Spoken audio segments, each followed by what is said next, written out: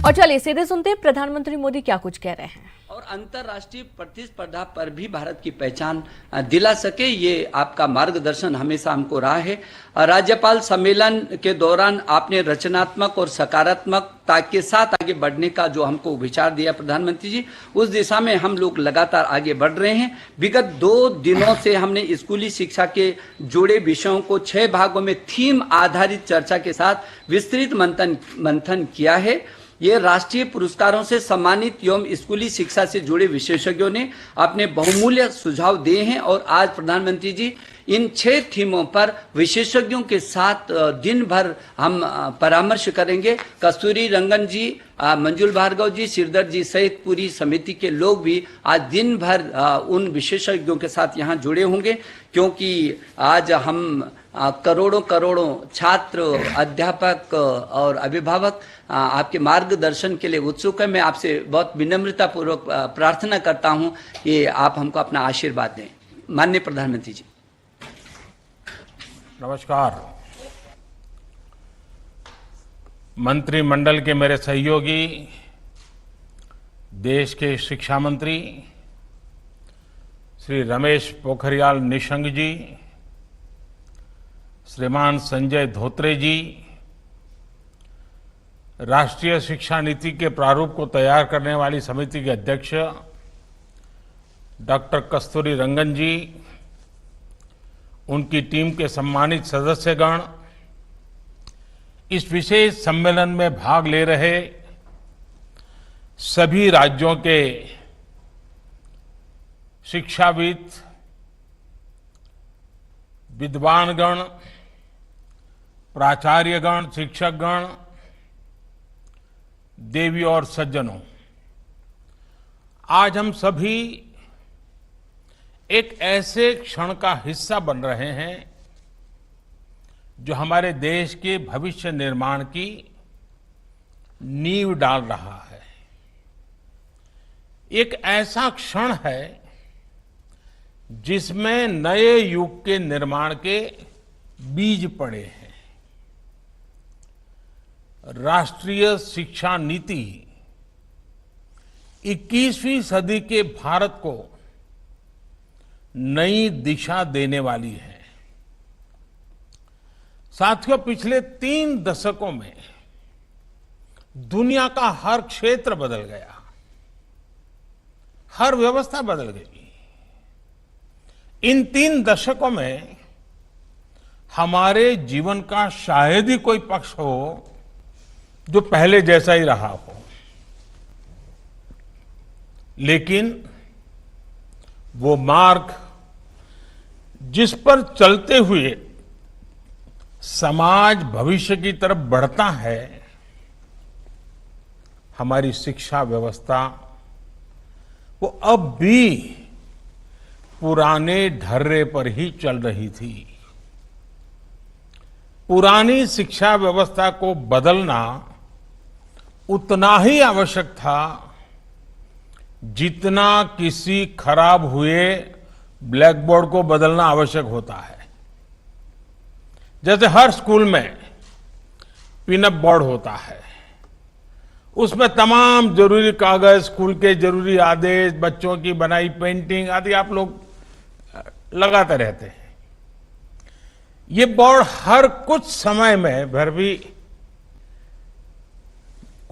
भर जाता है।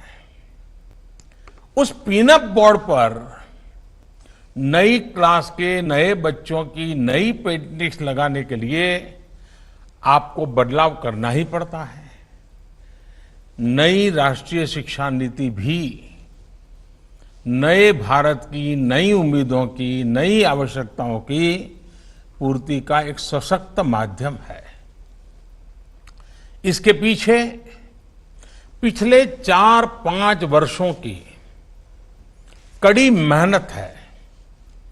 हर क्षेत्र, हर विद्या, हर भाषा के लोगों ने इस पर दिन रात काम किया है, लेकिन ये काम अभी पूरा नहीं हुआ है। एक प्रकार से कहे तो ये काम की असली शुरुआत हुई है। अब हमें राष्ट्रीय शिक्षा नीति को उतने ही प्रभावी तरीके से लागू करना है और ये काम हम सब मिलकर करेंगे।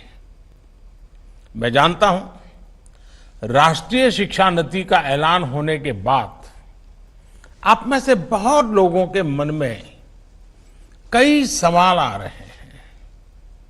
ये शिक्षा नीति क्या है, ये कैसे अलग है, इससे स्कूल और कॉलेजों की व्यवस्था में क्या बदलाव आएगा, इस शिक्षा नीति में एक शिक्षक के लिए क्या है, एक छात्र के लिए क्या है, और सबसे अहम, इसे सफलतापूर्वक लागू करने के लिए क्या करना है, कैसे करना है।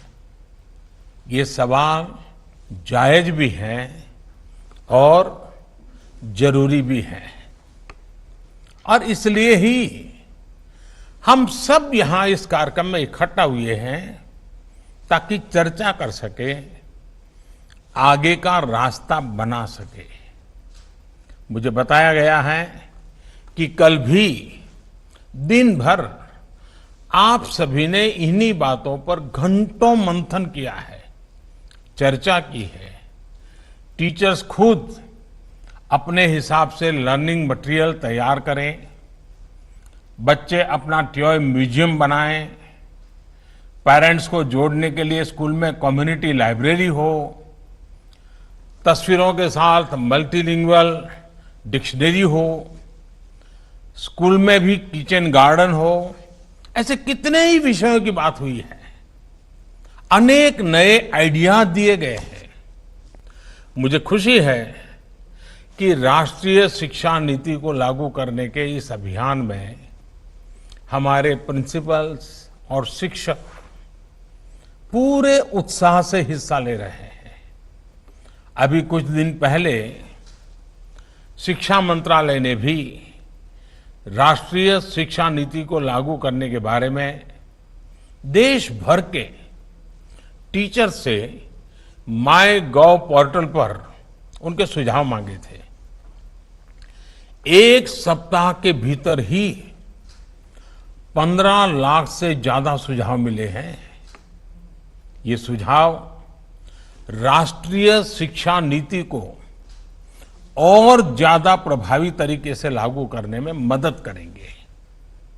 इस विषय में और अधिक जागरूकता लाने के लिए शिक्षा मंत्रालय अनेक तरह के कार्यक्रम चला रहा है।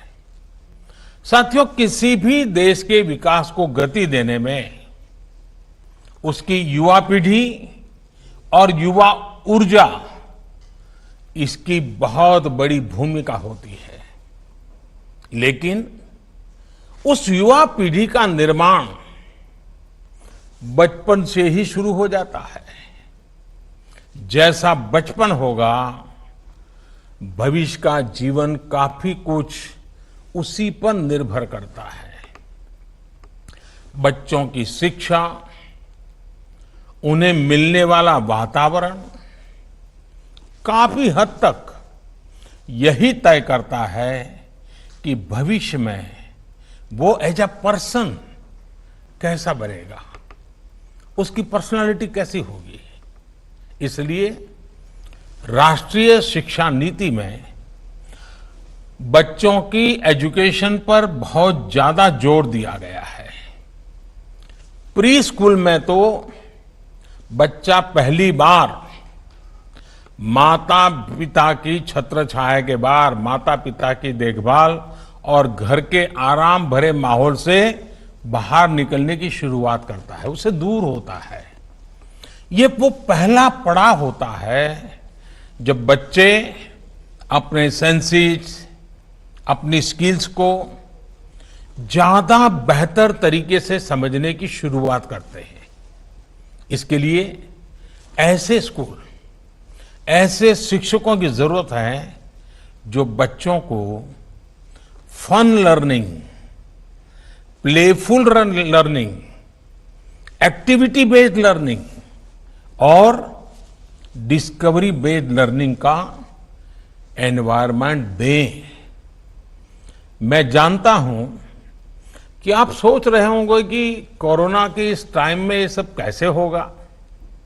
ये बात सोच से ज्यादा अप्रोच की है। और वैसे भी कोरोना से बने हालात हमेशा ऐसे ही तो नहीं रहने वाले हैं।